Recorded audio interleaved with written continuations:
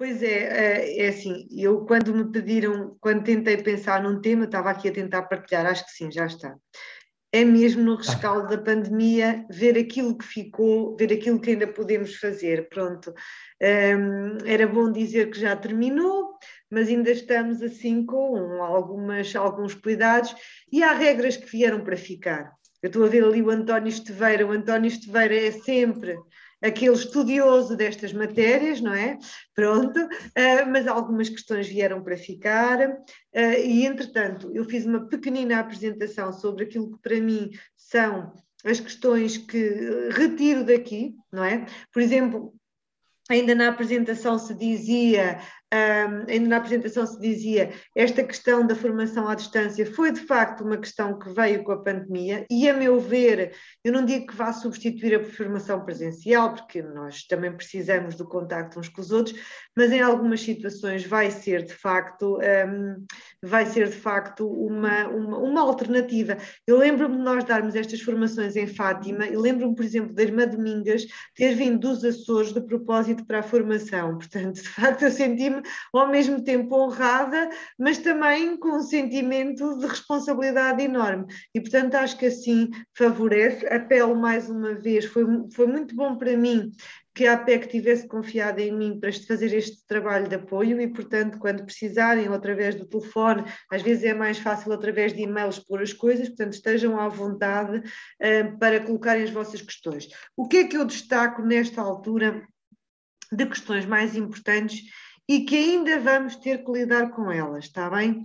Eu trago aqui o novo regime das faltas. Nós temos um conjunto de faltas novas que apareceram agora a propósito da pandemia e que, apesar das escolas neste momento genericamente já estarem abertas e que, apesar de nós neste momento termos felizmente menos casos de infectados do que tínhamos então, ainda continuamos a ter estas necessidades de faltas.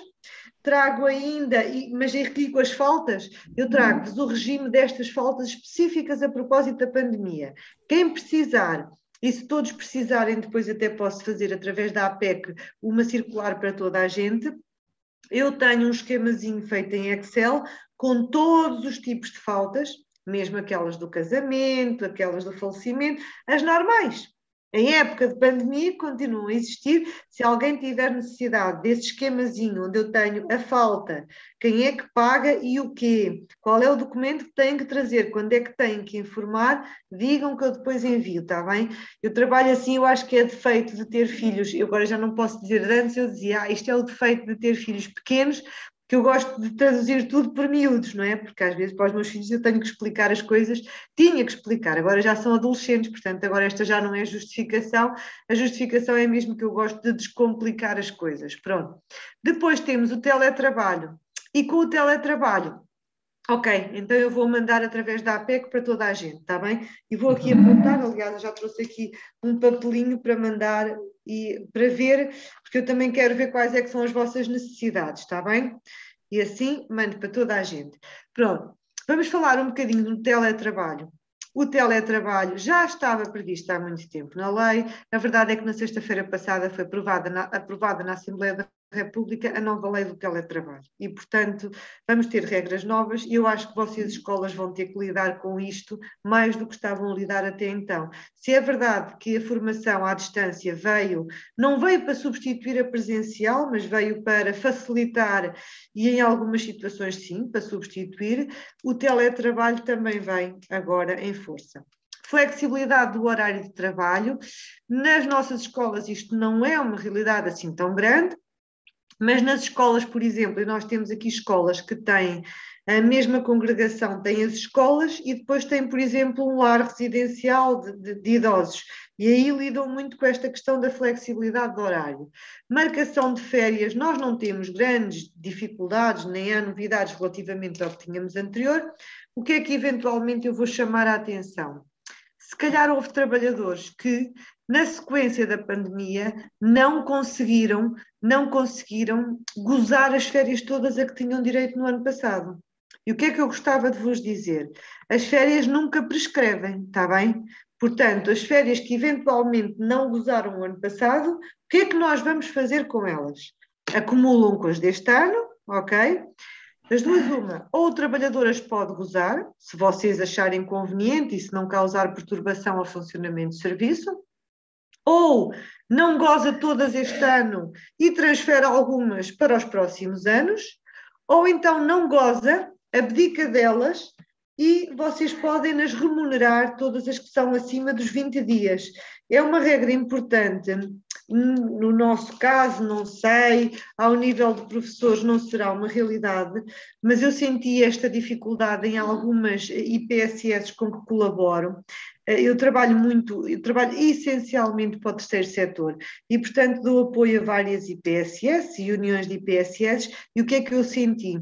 Senti que em muitas delas as pessoas, chamam-se ajudantes de ação direta, que trabalham diretamente com os idosos nos lares, não conseguiram gozar os dias todos de férias a que tinham direito no ano passado. E são pessoas, muitas delas, que ganham o salário mínimo. Portanto, uma boa compensação, satisfação, motivação para elas é o dinheiro, como é natural, não é? E estavam muito preocupadas porque, sem culpa delas, porque foram chamadas para trabalhar, não estavam a conseguir gozar as férias todas. Então, o que aconteceu foi que eu disse-lhes que há aqui um artigo no Código do Trabalho importante, que é o artigo 238, número 5, que diz que os trabalhadores podem renunciar ao número de dias de férias que excedam 20 dias por ano. E então renunciam a elas, nós pagamos aquele montante de férias que eles renunciam e pagamos com esta vantagem, com a vantagem de nem a entidade empregadora nem os trabalhadores descontam sobre isto para a Segurança Social. Tenho aqui um erro ortográfico, não sei porquê, porque não é temperatura, não é? É temperatura. E depois ainda temos a questão da medição da temperatura e do acesso a dados de saúde e da sua conciliação com o RGPD. Já uma vez, ou duas, tivemos duas até acho eu, tivemos formação sobre o Regulamento Geral de Proteção de Dados, sabemos que nesta altura da pandemia os dados que eram tratados são dados sensíveis e que representam um prejuízo para os trabalhadores e, portanto, vamos ver com que limites é que o vamos fazer, está bem? Ok. Então, relativamente às faltas de Covid, nós temos um artigo no Código do Trabalho e depois então vou enviar para toda a gente aquele mapazinho. Temos um artigo no Código do Trabalho, que é o 249, que fala em todas as faltas que podem ser dadas, está bem? Todas as formas de justificação de faltas. Este artigo já existia antes da pandemia e vai continuar a existir, portanto, e continua a existir entretanto. Que faltas novas é que nos apareceram entretanto? Todas estas. Faltas por isolamento profilático, faltas por doença Covid, faltas para apoio aos filhos pelo encerramento das escolas. E dir-me-ão vocês assim, então, mas as escolas agora estão todas abertas, mas poderão pontualmente fechar se houver necessidade. Há essa possibilidade legal, portanto, este é o regime que se aplica. Faltas para assistência à familiar, faltas dos bombeiros voluntários, faltas para acompanhamento a filho ou neto, regime especial dos imunodeprimidos e doentes crónicos, faltas dos trabalhadores que se recusem a fazer a medição da temperatura. Já vamos ver que nós podemos obrigar os nossos trabalhadores, na entrada ao serviço, a permitirem-nos a medição da temperatura. O registro não, a medição sim. Portanto, faltas dos trabalhadores que se recusem a fazer a medição da temperatura, faltas dos trabalhadores que tenham mais de 38 graus de temperatura. Vou ver com vocês então as consequências destas faltas. Começamos com as faltas por isolamento profilático. Entretanto, agora, o regime da falta continua a ser este, embora agora a DGS tenha alterado o período de isolamento profilático e as regras do isolamento. Pronto. Faltas justificadas dos trabalhadores por conta de outrem ou dos trabalhadores independentes do regime da Segurança Social durante um período máximo de 14 dias seguidos ou interpelados. Portanto, há aqui algumas dúvidas se o mesmo trabalhador pode faltar várias vezes por este regime, e há quem entenda que sim. Há outros que dizem não, quando o legislador diz ali interpelados, quando terminarem os 18 dias termina a possibilidade de tirarem estas faltas. Não concordo muito com esta solução, até porque é uma questão de medida de saúde pública e de prevenção de contágio, portanto não vejo como é que isto é sustentável assim nesta segunda leitura. O trabalhador tem direito, aqui tem uma coisa muito engraçada, é inédito, até porque isto não acontece nas outras situações, é que o trabalhador tem direito a subsídio da Segurança Social, mesmo que não tenha feito o tempo de descontos necessários para a Segurança Social. O normal de acontecer é que nós precisamos de fazer algum tempo de descontos, normalmente no mínimo 6 meses de descontos, para que depois a Segurança Social nos possa, no fundo, pagar as prestações compensatórias quando estamos ausentes, nomeadamente por motivo de doença. Neste caso concreto do isolamento profilático, não. Mesmo que o trabalhador tenha acabado de ser contratado, não tenha nenhum mês de descontos para a Segurança Social, ele vai ter direito a receber este subsídio do isolamento profilático. Portanto, subsídio da Segurança Social sem dependência do prazo de garantia, do índice da profissionalidade e da certificação da incapacidade temporária para o trabalho. Este valor do subsídio é de 100% da remuneração de referência. Também só se aplica este regime se o trabalhador não puder desempenhar as suas funções em regime de teletrabalho.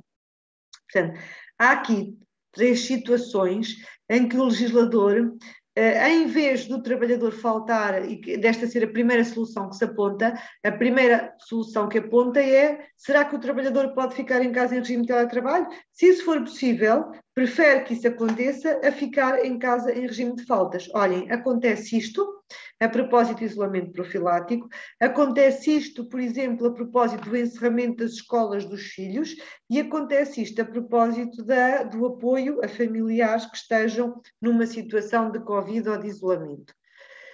Depois temos as faltas por Covid mesmo. Faltas por doença Covid, faltas justificadas, o trabalhador também tem direito a subsídio de doença. Aqui já não tem aquela questão de não depender do prazo de garantia. Aqui ele tem que ter os descontos necessários para poder ter o apoio da Segurança Social. Se não tiver esse tempo de descontos, quem paga o subsídio de doença durante este período é a entidade empregadora.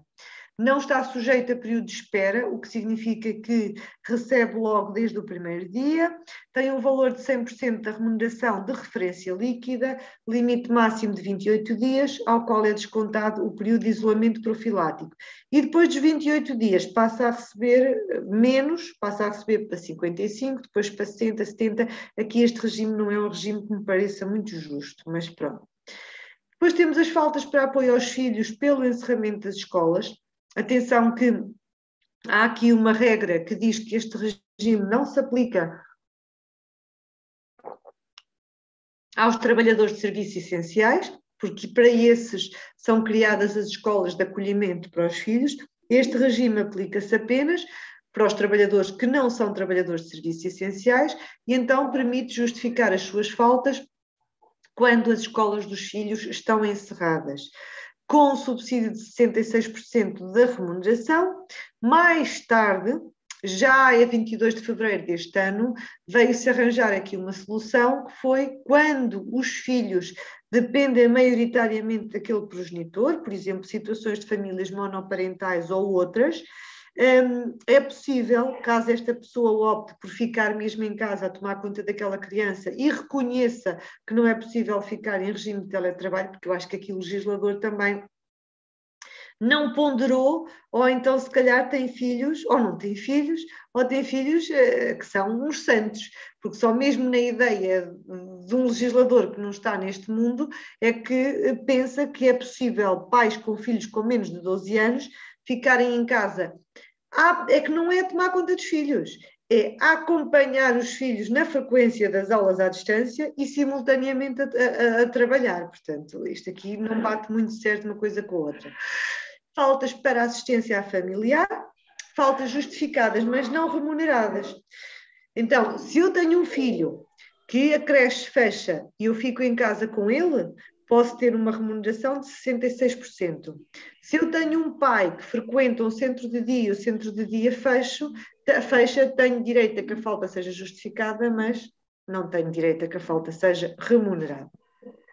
O mesmo se diga com o cônjuge, assistência à cônjuge ou pessoa que vive em união de facto, a economia comum com o trabalhador, parente ou afim na linha reta ascendente, que se encontra a cargo do trabalhador e que frequente equipamentos sociais, cuja atividade seja suspensa por determinação da autoridade de saúde. Esta questão ainda está neste momento em vigor, porque apesar de o governo já ter determinado a abertura dos centros de dia,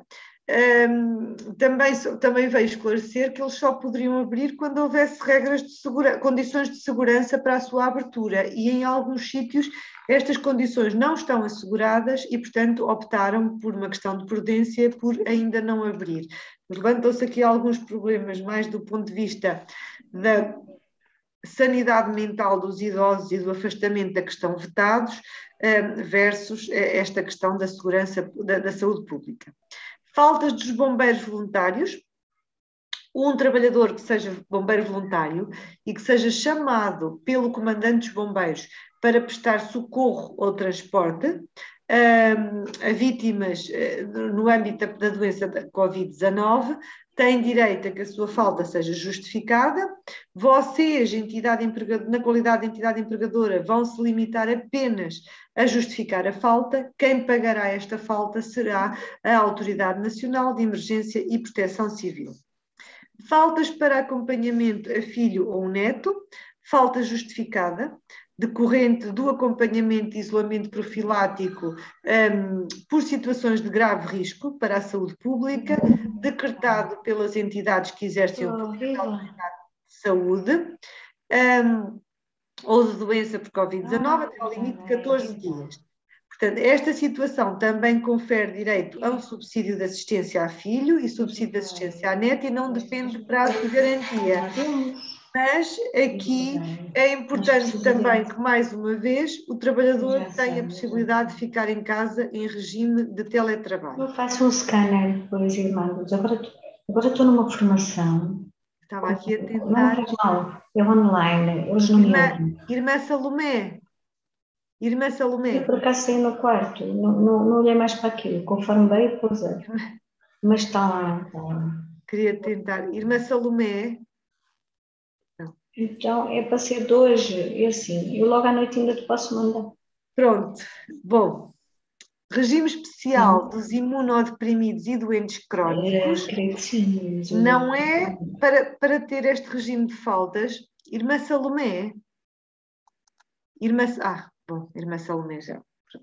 Então, este regime especial dos imunodeprimidos e doentes crónicos não basta e não se aplica só para todos os doentes crónicos só. É preciso que, além de ser imunodeprimido e doente crónico, haja uma declaração específica que ateste que este trabalhador representa um risco para ele o facto de vir trabalhar.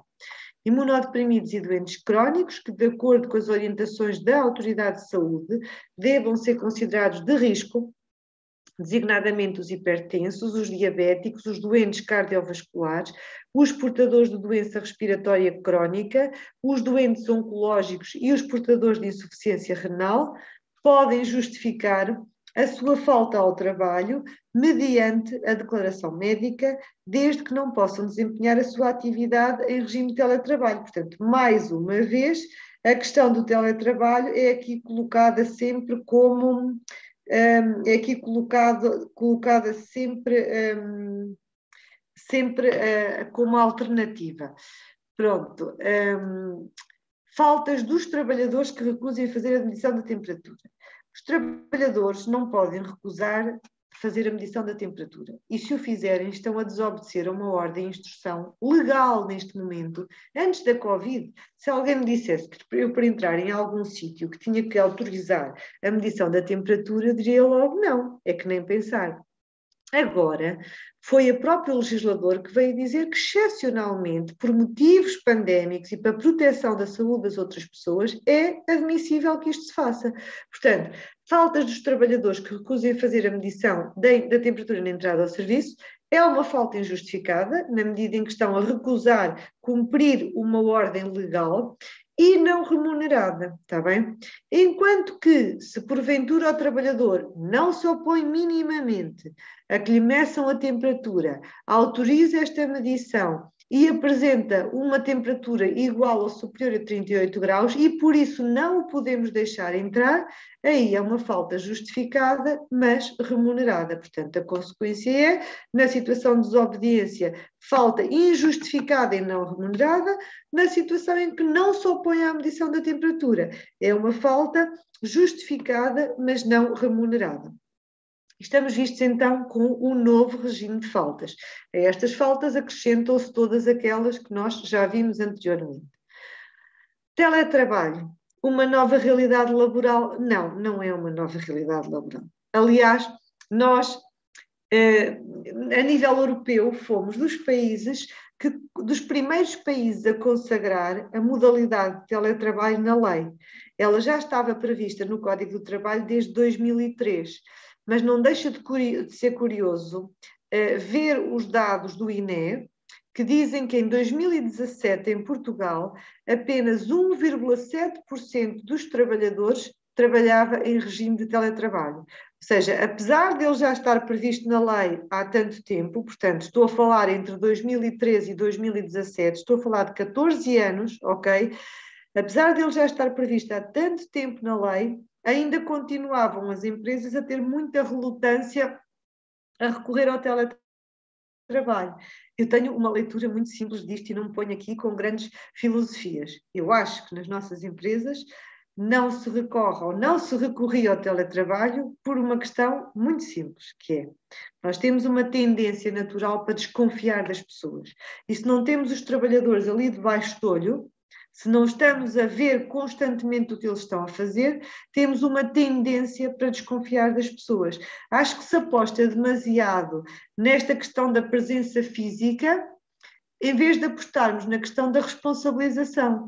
Porque a verdade é que, se nós trabalharmos por objetivos, se nós acreditarmos que as pessoas são responsáveis e que no final daquele prazo nos vão entregar o resultado final do seu trabalho, para nós é indiferente se elas trabalham de manhã, à tarde, à noite, se fazem uma direta, é completamente indiferente, porque o que interessa é o resultado do trabalho e não a presença física. Mas pronto, nós tivemos muitas dificuldades em aderir ao teletrabalho, o que não deixa de ser engraçado. Aconteceu um bocadinho como aconteceu com a formação à distância, que é, a início havia tanta dificuldade em aderir, quando o governo impõe quase como regra o regime de teletrabalho, hoje acontece o oposto, que é muitas empresas não querem voltar atrás e ao regime anterior, porque já perceberam o que vão poupar em regime, ou o que estão a poupar em regime de teletrabalho.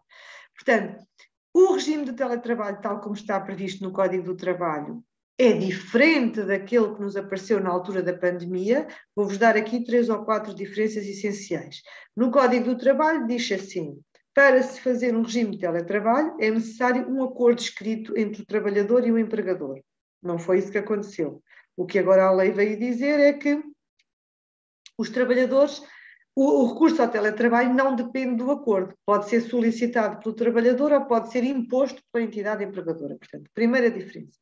Segunda diferença, num regime de teletrabalho normal, como está no Código do Trabalho, e como foi aprovado na lei na sexta-feira passada, há um acordo escrito e nesse acordo escrito fica claro que quem paga as despesas do computador, da eletricidade, da internet e de tudo mais relacionadas com o trabalho é a entidade empregadora, ok? Pronto.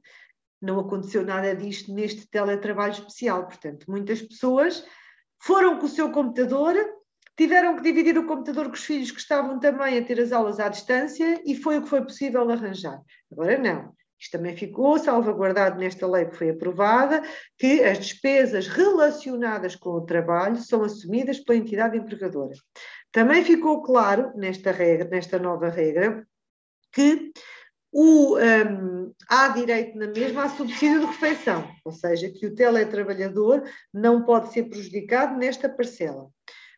Outra questão ainda que também é diferente, é que no regime de teletrabalho, tal como está no Código do Trabalho, a entidade patronal pode visitar o trabalhador, e quando estou a falar em visitar o trabalhador, estou a falar em vai à casa do trabalhador, no período compreendido, vai à casa do trabalhador, no período compreendido entre as 9 da manhã e as 19, sempre com o trabalhador ali presente, para verificar como é que ele está a tratar os instrumentos de trabalho, que em princípio são da propriedade da entidade empregadora. Portanto, uma série de diferenças. Onde é que eu gostava aqui de vos alertar? Primeiro, o que foi aprovado na Assembleia da República vem fazer com que vem dar as condições todas para que o teletrabalho passe a ser uma realidade muito mais frequente do que era até ao período antes da pandemia. O legislador percebeu que muitas empresas já deixaram de ter os escritórios grandes como tinham, estão a reduzir espaços e até dá jeito que as pessoas fiquem em casa a trabalhar. Por outro lado, o teletrabalho pode, e apresentou-se com isto, pode ser uma solução importante, por exemplo, se eu tiver um trabalhador que precisa de ficar em casa. Eu vou dar um exemplo muito simples. Uma pessoa que parte uma perna, partir uma perna não é o suficiente para me impedir de trabalhar. Mas a mim, ou se calhar a um dos vossos professores, mas pode ser o suficiente para o impedir de se conseguir deslocar até ao estabelecimento de ensino. O teletrabalho pode ser uma solução para esta pessoa. Determinados problemas e determinadas situações de doença que, em princípio, até levariam que o trabalhador ficasse em casa em regime de teletrabalho, podem ficasse em casa com uma falta, podem justificar que fique em casa em regime de teletrabalho. Portanto, gostava que, e quando sair na altura a lei, eu depois também faço uma nota informativa com estas explicações para vocês perceberem o que é que muda. Porque vocês vão me dizer assim, não, mas nós temos os professores vão ter que vir dar as aulas presencialmente. É verdade.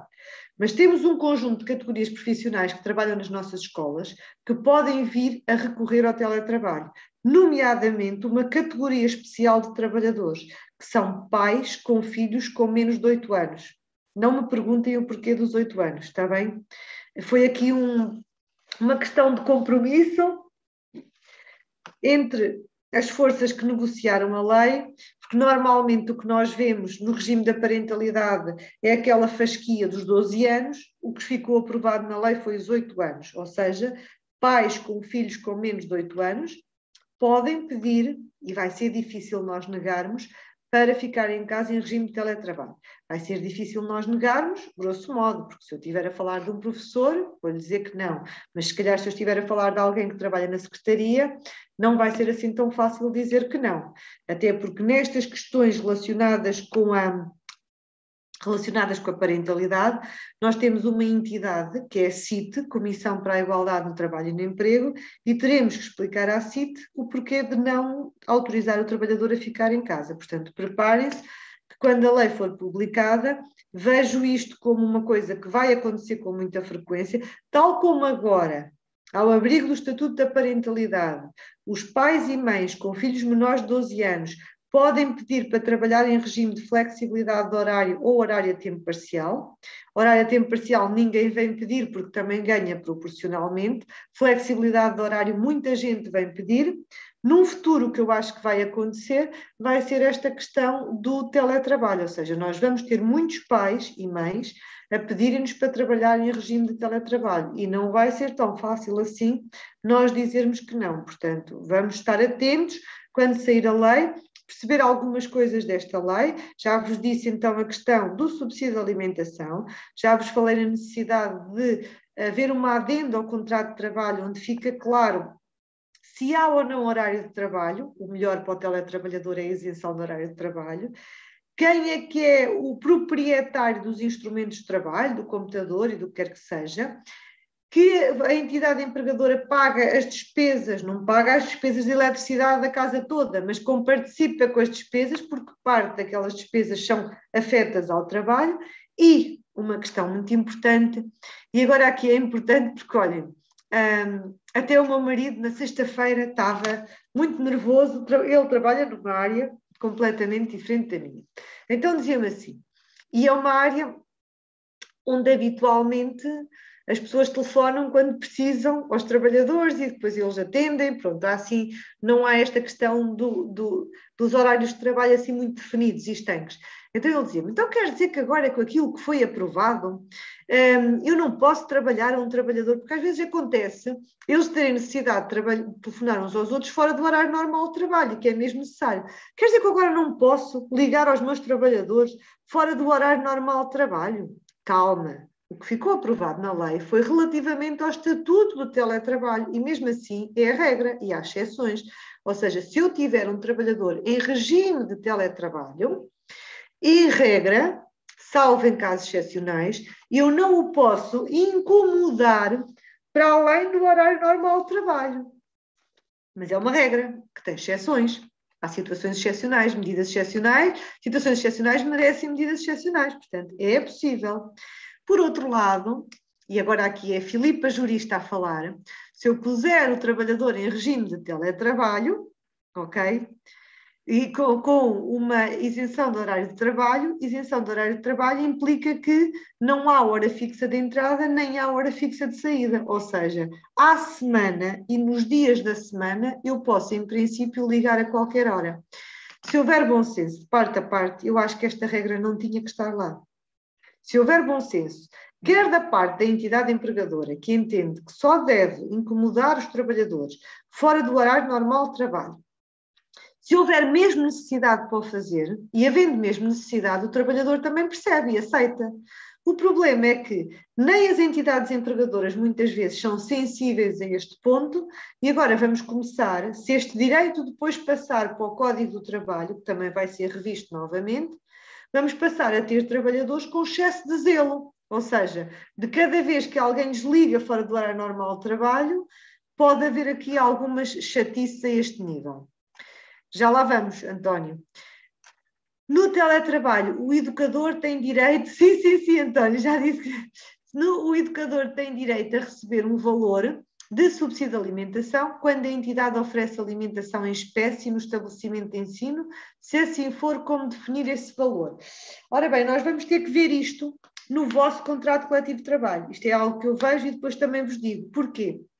A ideia que eu tenho do vosso contrato coletivo de trabalho é que vocês só fornecem a refeição em espécie. E se é só isso que lá está escrito, se o trabalhador está em casa, vocês não têm que pagar nada. Se o que está escrito no vosso acordo coletivo de trabalho é que fornecem a refeição em espécie ou pagam o subsídio de alimentação, aí terão que pagar. Depende daquilo que lá está escrito no vosso acordo coletivo. Está bem?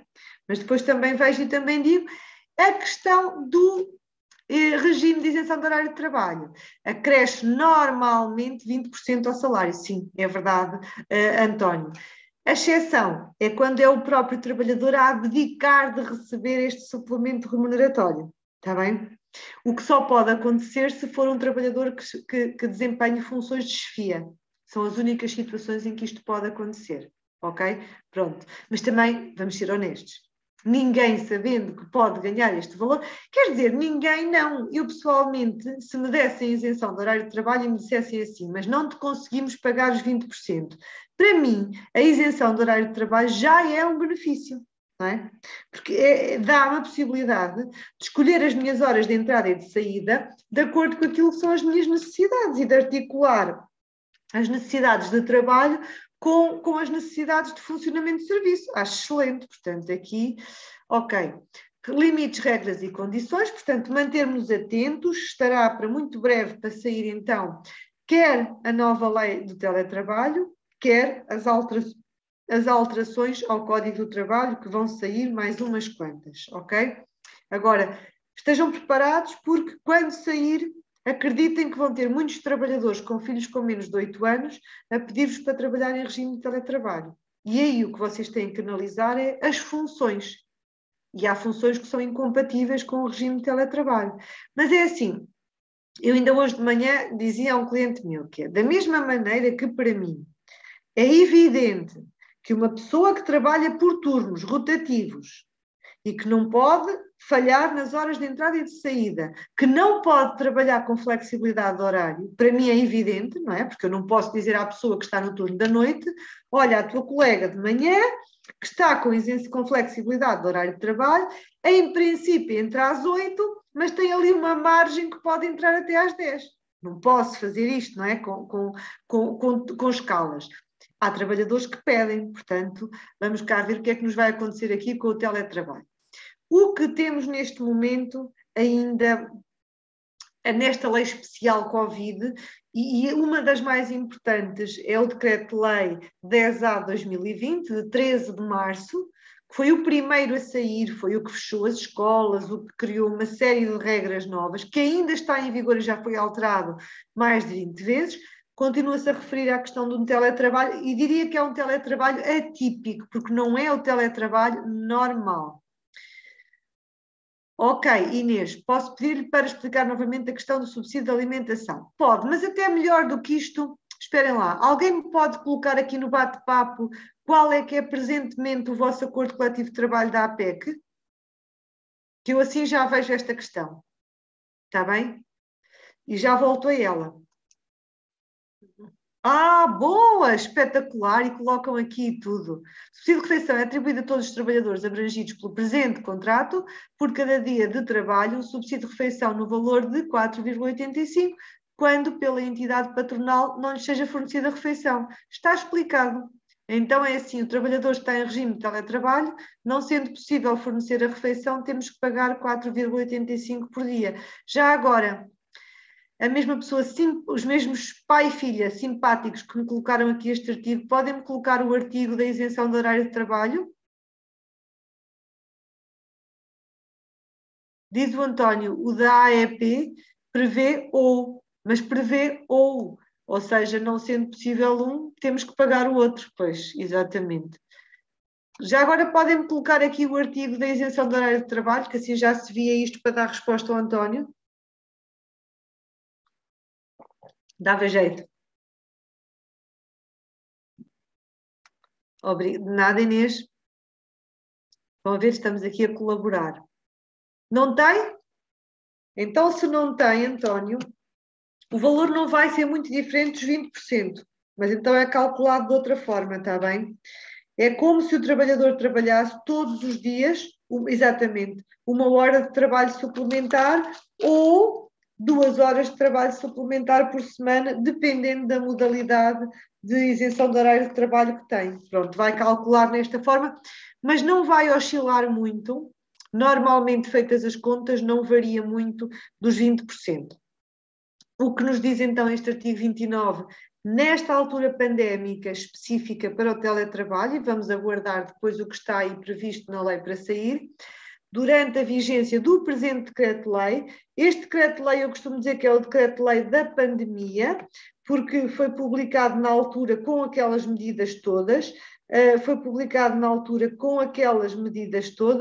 e a verdade é que continua em vigor com já inúmeras alterações que entretanto se fizeram. Durante a vigência do presente decreto-lei, o regime da prestação subordinada de teletrabalho pode ser determinado unilateralmente pelo empregador ou requerida pelo trabalhador, sem necessidade de acordo das partes, desde que compatível com as funções exercidas. Esta última parte é super importante, porque a nova lei tem uma redação muito semelhante, dá de facto a preferência a trabalhadores no âmbito da parentalidade para pedirem para trabalhar em regime de teletrabalho, mas tem sempre que ser compatível com as funções exercidas, portanto, se não for compatível, não há teletrabalho para ninguém. Também é importante o número 2, o disposto no número anterior não é aplicável aos trabalhadores de serviços essenciais e, portanto, também convém aqui vermos esta questão. Eu diria que, obviamente, que os nossos professores não vão colocar esta questão de trabalhar em regime de teletrabalho, até pode ser que pontualmente, nos períodos não letivos, que peçam para trabalhar em regime de teletrabalho. O que é que, se porventura vocês tiverem necessidade de colocar alguém em regime de teletrabalho, se for uma questão de passar em 100% para regime de teletrabalho, não se esqueçam de uma coisa: comunicar à seguradora, porque o local de trabalho desta pessoa passa a ser diferente. está bem? Se não fizerem a comunicação, a seguradora depois não cobre qualquer acidente de trabalho que ocorra em casa. Se não é uma situação de, imaginem professores, não os vamos pôr a 100% em regime de teletrabalho porque têm que vir dar aulas, mas nas épocas não letivas, nós até os deixamos trabalhar a partir de casa em regime de teletrabalho. Então aí tenham o cuidado de fazer esta comunicação pontual às seguradoras, a dizer que neste mês, e de forma excepcional, X dias, do dia X ao dia Y, o trabalhador vai estar em regime de teletrabalho. Previnam as situações e antevejam as situações. Eu, por acaso, às vezes meus alunos dizem que eu sou um bocado obcecada com os acidentes de trabalho, e não sou.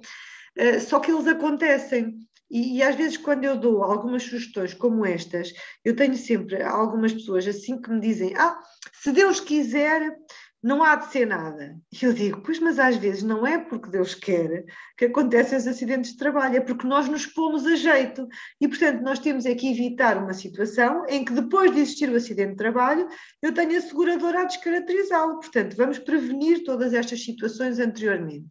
Portanto, esta questão. Dados pessoais e pandemia, muito importante aqui. O que é que nós temos? Nesta altura da pandemia, sentimos a necessidade de recolher e tratar dados pessoais que de outra forma nunca seriam admissíveis. Por exemplo, a questão da temperatura, por exemplo, a questão do resultado dos testes Covid e, por exemplo, o facto de sabermos se os trabalhadores estão ou não estão vacinados. São 3 questões importantes, para além de um direito fundamental, que aqueles que são mais negacionistas ficam muito revoltados com esta questão da imposição de andar com as máscaras. Neste momento temos aqui normas da DGS, nomeadamente ao nível das escolas, que já não obrigam a que as máscaras sejam utilizadas em todos os locais, mas ainda temos na lei este artigo, o 13b, uso de máscaras e viseiras. Este artigo ainda está em vigor. É obrigatório o uso de máscaras ou viseiras, uma coisa ou outra, para o acesso ou permanência no interior dos seguintes locais: estabelecimentos de educação, de ensino e das creches, salvo nos espaços de recreio ao ar livre. A lei aqui alterou, já houve alturas em que até no recreio ao ar livre tinham que os usar. Agora não, dentro da sala e nos acessos usa, fora da sala, nomeadamente nos recreios e sempre que se encontra ao ar livre, não são obrigados a usar. Esta obrigatoriedade é dispensada quando, em função da natureza das atividades, o seu uso seja impraticável. Não é o caso de nenhum de nós que aqui está bem? Até porque este artigo foi levado aos extremos, não é? Eu tinha, por exemplo, algumas educadoras na creche que diziam assim, o uso é impraticável porque se nós, isto quando as creches se abriram da primeira vez, o uso é impraticável porque se nós formos para as salas de aula com a máscara, os meninos vão ficar assustados e não vão reagir muito bem. Isto não é ser impraticável. Quando a lei fala em uso ser impraticável, é, por exemplo, alguém que pelas condições em que está a trabalhar, condições físicas, é impossível trabalhar com a máscara. Também tive situações de cozinheiros e cozinheiras a dizerem que era impraticável. E não só não é impraticável, como se há profissão onde é mesmo essencial que usem a máscara, é justamente a profissão de cozinheiro, porque estão a confeccionar alimentos e, portanto, o risco é acrescido. Portanto, este número 3, vamos aqui ignorar que ele existe, porque não só não se aplica em nenhuma das nossas situações, como é arriscado querermos aqui à viva força colocar algumas das nossas profissões. A obrigação do uso de máscara ou viseira, nos termos do presente artigo, apenas é aplicável às pessoas com idade superior a 10 anos, exceto nos estabelecimentos de educação e ensino, em que a obrigação do uso da máscara por alunos apenas se aplica a partir do segundo ciclo de ensino básico, independentemente da idade.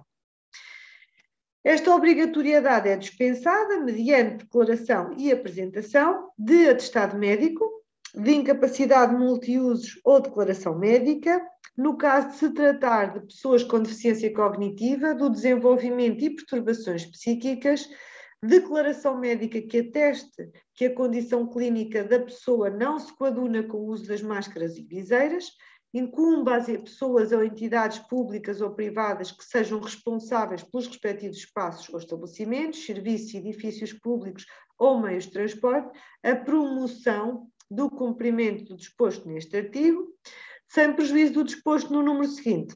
Em caso de incumprimento, estas pessoas devem informar os utilizadores não portadores de máscara de que não podem aceder. Por exemplo, algum pai que tenta entrar e que não vem devidamente munido com a máscara não pode aceder a menos que a coloque, porque são vocês os responsáveis por implementar estas medidas. Última questão que eu queria falar com vocês ainda a propósito de dados pessoais. Ainda queria falar mais duas, desculpem. Controle da temperatura corporal, previsto no artigo 13C.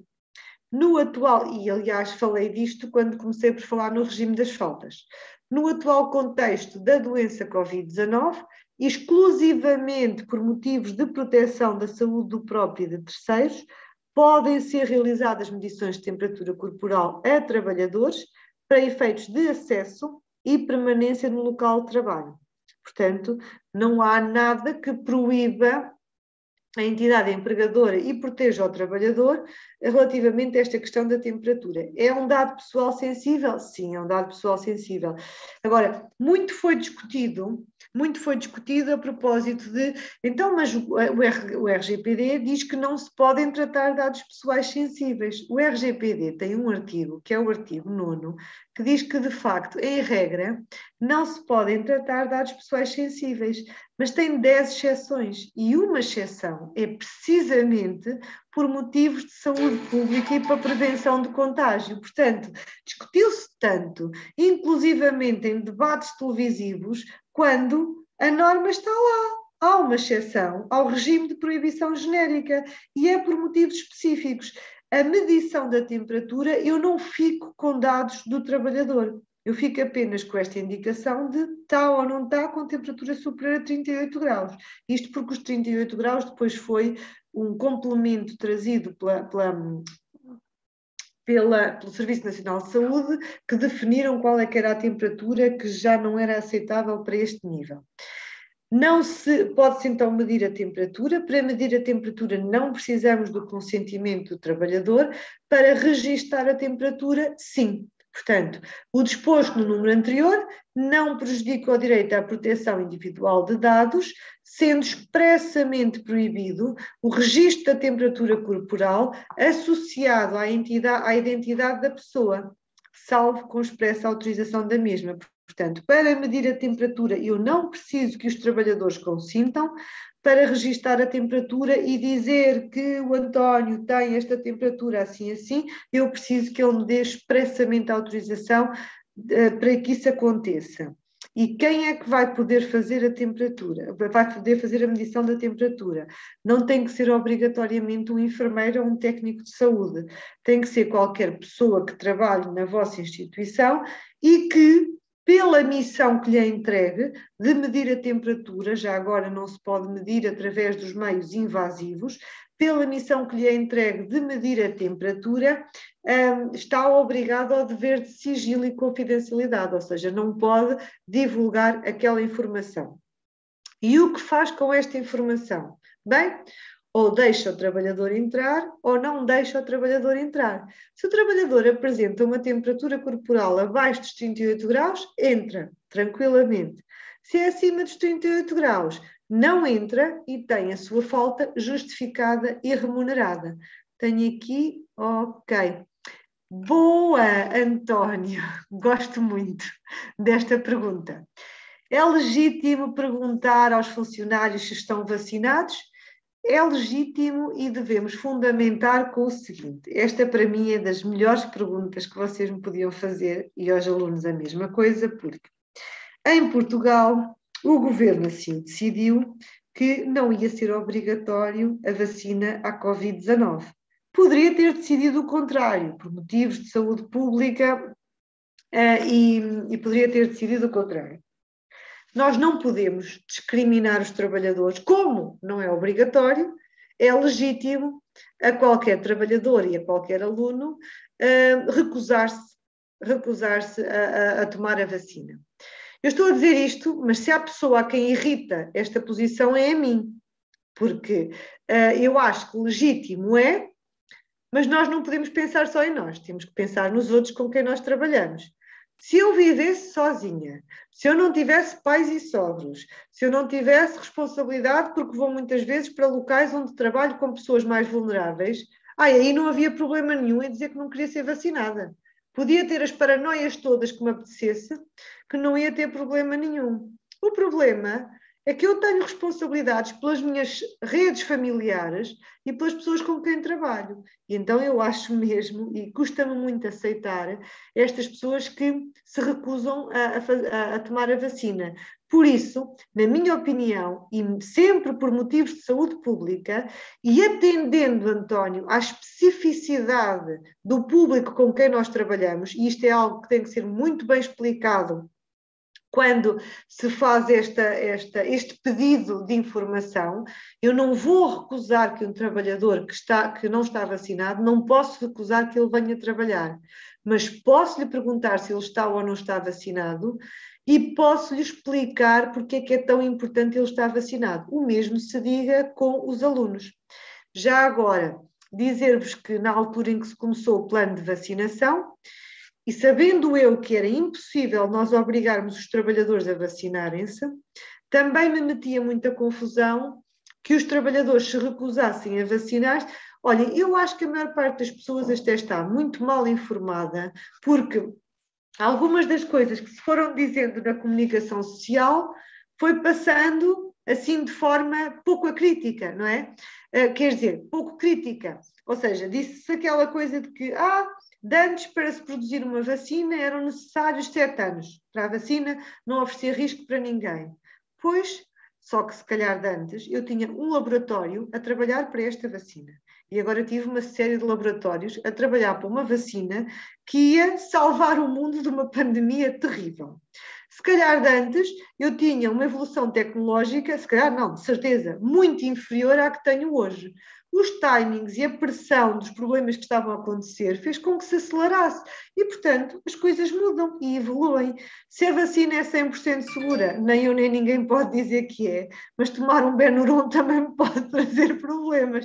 Portanto, vamos descansar. Mas então dizia-vos, na altura, sabendo que não podia obrigar ninguém a vacinar-se, o que fiz nas IPSS e que passaram, e às vezes este efeito psicológico conta muito, que foi passar uma declaração, não em como responsabilizávamos os trabalhadores por estas situações, mas quando lhes era pedido o consentimento para saber se eles queriam ou não vacinar, explicar o porquê de uma recusa ser tão grave no contexto específico em que trabalhavam. Portanto, António, isto só para lhe dizer que se calhar agora o que eu faria era esta pergunta com esta explicação, está bem?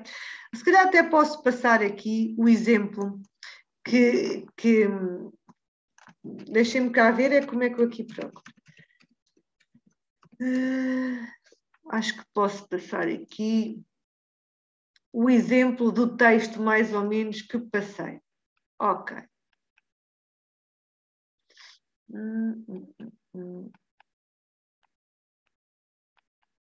Não é aqui.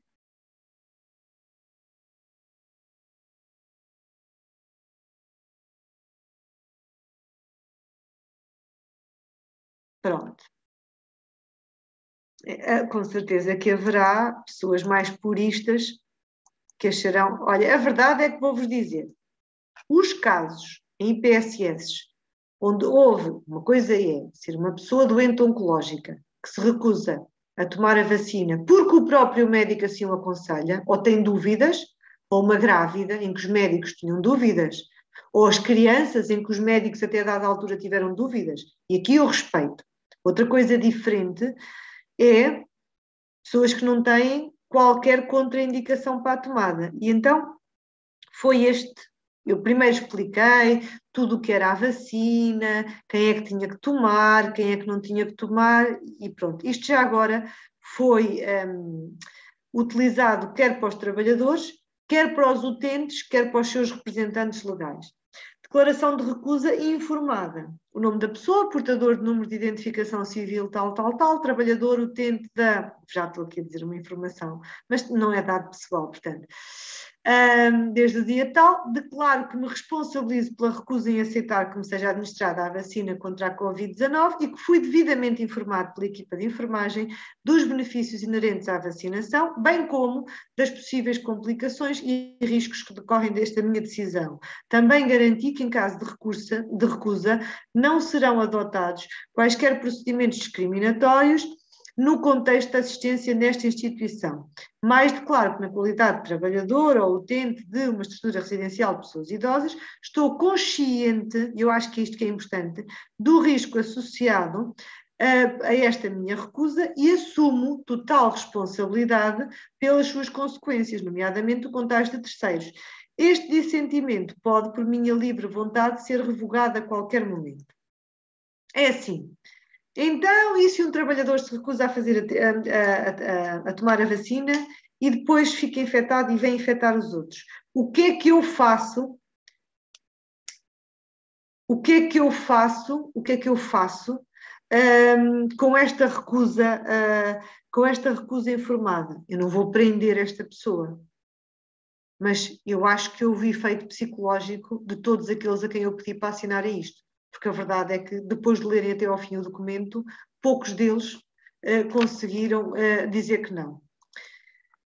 O António diz, nós temos o perfil do infectado, mas queria ir mais longe e ter o perfil do risco de infecção.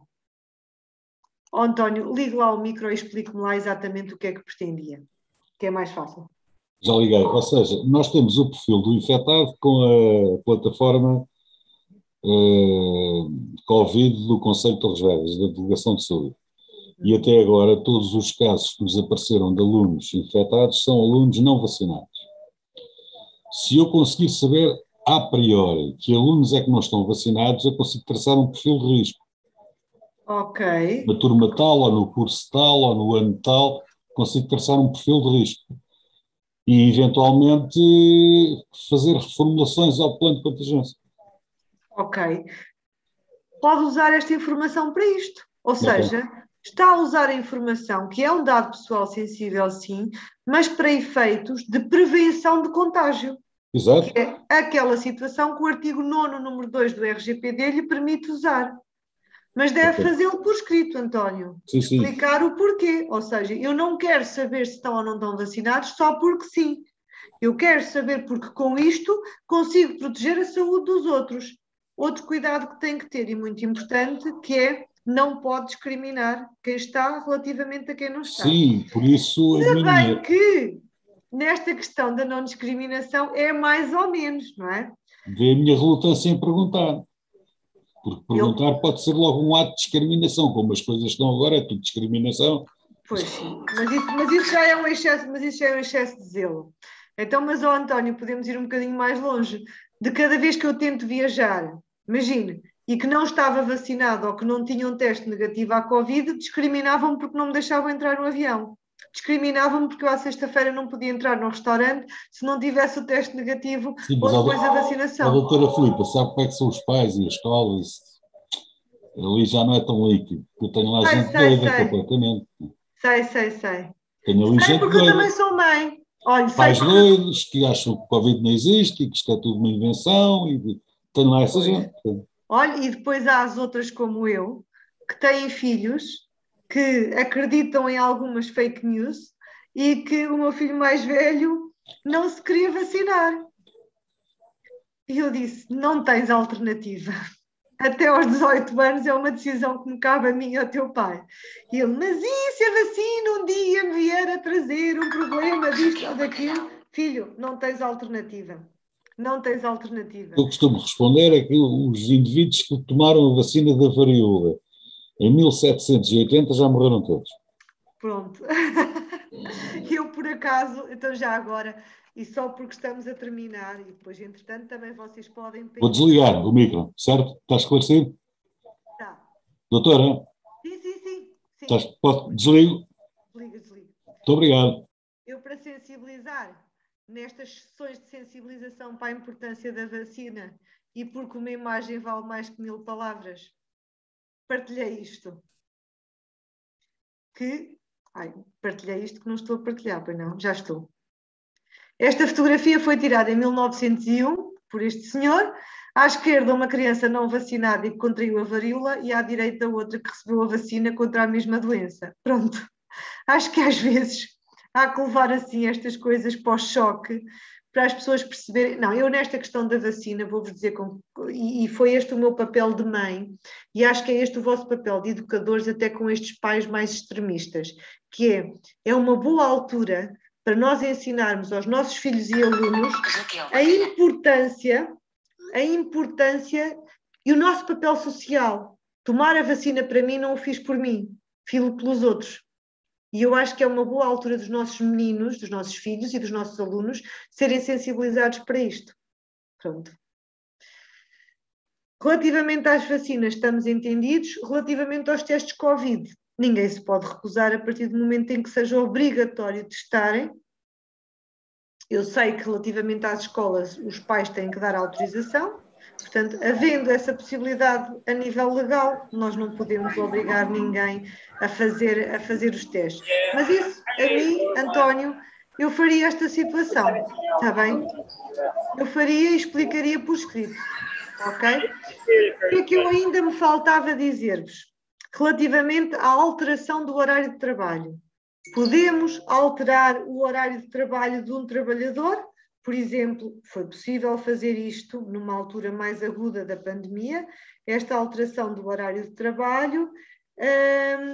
Podemos alterar o horário de trabalho de um trabalhador? Sim, podemos. Desde que, e isto é uma coisa, a partir de agora, por favor, não façam nenhum contrato de trabalho sem antes, se tiverem dúvidas, passarem por mim.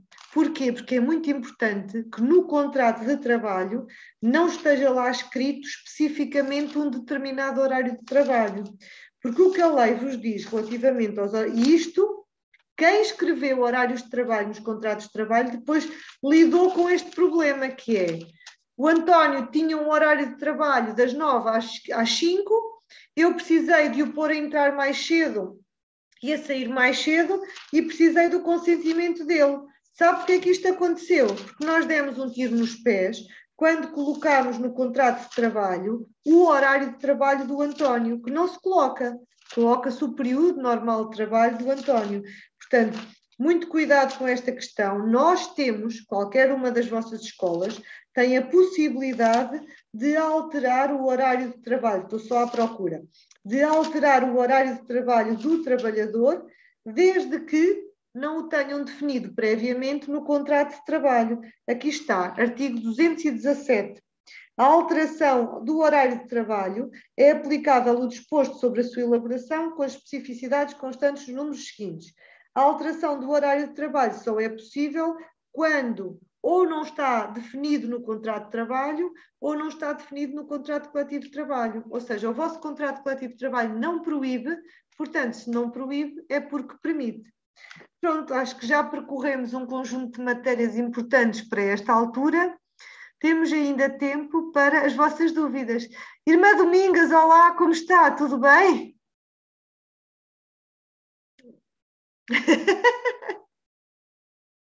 Deve estar bem. Não consigo ouvir. Tem que ativar o som, irmã Domingas. Estava a dizer que eu estou no aeroporto. Eu já reparei. Sim. Estou mesmo a aproveitar, só mesmo aqui, mas está aqui muita confusão. Pronto, mas muito depois bem. há aspecto que depois conversamos. Está bem, beijinhos, esteja à vontade. Obrigada pela atenção. Obrigada pela atenção, obrigada. Alguém tem alguma questão que queira colocar? Horários, férias, faltas ou outras?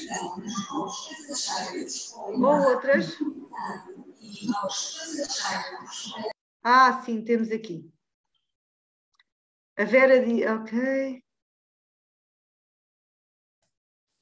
Vera, ainda podemos contratar pessoas com o pretexto do Covid, sim. Se verificarmos que, e é muito fácil fazer isto, temos que fundamentar muito bem, que é resultado da Covid que ainda não terminou, e começámos a formação por dizer isto tudo, apesar de eu querer aqui, eu trouxe aqui um live de esperança a esta formação, dizendo no rescaldo da pandemia, mas ainda não terminou. O António está a dizer deixem andar, pois eu sei, Torres Vedras está complicado, não está? Pronto. Que ainda não terminou, portanto, ainda não sabemos. Não é só Torres Vedras. Pronto, os Calma, números estão... não nos livramos disto antes de 23, calma lá, tenho Pronto. essa noção. Pronto. Portanto, ó Vera, complementando isto, que ainda pode, e mesmo no momento que estamos atualmente, os números estão a subir, ainda já não estão como eram de antes, mas mesmo neste momento continua a ter justificação para o fazer. Isto porque tem novas regras relacionadas com a higiene, se calhar as salas passaram a ser ocupadas por menos alunos, tem um conjunto de novos procedimentos que não tinha até então, portanto justifica-se e continua-se a justificar perfeitamente contratar alguém por motivos relacionados com a Covid. Temos um número de pessoas maior a faltar do que tínhamos anteriormente, portanto, continuamos a ter. Tem é que, no contrato a termo, quando se celebra, esta cláusula tem que ser, eu costumo dizer, uma cláusula sem espinhas, está bem? Tão bem explicada, que a pessoa que é contratada tem que perceber que aquilo é o fundamento. E como isto não é uma coisa definitiva e duradoura, não vai ficar aqui connosco para sempre, no quadro, como se costuma dizer. Já agora, acho que já tínhamos visto isto, mas se não tínhamos visto, deixo muito claro. Desde o dia 1 de outubro de 2019, os contratos a termo certo só podem ter como duração máxima 2 anos. Os contratos a termo incerto, duração máxima 4 anos. Não esqueçam, está bem? Esta é uma questão importante mesmo. A Vera ainda tem aqui o período de baixa superior a dias. A 30 dias, deve ser isso que está a dizer, não é? Conta para efeitos de reforma e o valor da reforma altera-se por estar um período prolongado de baixa. O período de baixa de 30 dias faz com que exista uma suspensão do contrato de trabalho. Suspensão do contrato de trabalho significa que aquele período não existiu para a carreira contributiva do trabalhador para efeitos de reforma, ou seja, vai ter que depois trabalhar mais tempo para compensar este período. Portanto, na prática, já lhe estou a responder à última pergunta, está bem? Baixa, por doença, e baixa igual ou superior a 30 dias. Porque se for qualquer licença da parentalidade, não acontece, porque é equiparada a serviço efetivo, ok? Alguma questão que ainda tenham? De nada, Vera. Então, eu acho que se não tendo questões, o que é que sugiro? Até porque este esquemazinho desta horinha e meia ao final do dia, acho que funciona muito bem, não rouba muito tempo a ninguém e não vos cansa muito. O engenheiro Jorge que te viu tinha-me prometido castanhas no final. Falhou. Eu tenho aqui uma castanha. Oh, mande. Uma castanha para todos e bastante grande. Não se esqueçam que hoje é dia de São Martinho. Pois, precisamente por isso. Ofereço-lhe esta castanha. Obrigada. Não, mas dizia que este modelo podemos fazer algumas vezes, até para esclarecer dúvidas. Se calhar é boa ideia, Sr. Engenheiro, que eles nos façam chegar alguns temas que gostavam de ver tratados. Está bem? Fica este desafio, sim senhor, fica este desafio. Obviamente que não me peçam para falar sobre física quântica, não é? Quer fazer uma pergunta? Não. Quem é que quer fazer uma pergunta? Colégio José Francês, portanto, eu sou a Helena, trabalho nos recursos humanos e então a minha pergunta era relativamente à pessoa quando está de baixa mais de 30 dias, portanto, começa-se a contar a suspensão dos 30 ou a partir dos 30 dias para fazer a suspensão do contrato? A suspensão do contrato só acontece quando nós temos a certeza de que ela vai estar 30 dias de baixa. Ou seja, imagine, nunca acontece isto, que é, nunca uma baixa aparece desde logo com 30 dias. Portanto, nós não podemos começar a contar desde logo. A partir do momento em que a pessoa nos entrega uma primeira baixa e logo a seguir outra, e junta uma à outra para estar os 30 dias de baixa, nós começamos a contar a suspensão do contrato a partir do primeiro dia de ausência. Muito obrigada. Helena, deixe-me só fazer-lhe uma pergunta. Está-me a fazer esta pergunta por causa das férias? Não, eu estou a falar por causa de depois de passar o documento relativamente a essa suspensão, portanto, para a Segurança Social reembolsá-las dessa perda. Vai contar desde o primeiro dia da ausência, sim. Sim, é por essa razão, porque às vezes dizem assim, mas eu não estive, eu só estive um mês e não sei o quê, e depois acontece que... É desde o primeiro dia, está bem? Então, ok, muito obrigada, senhora. De nada, Helena. Muito obrigada. Mais alguma questão que queiram colocar?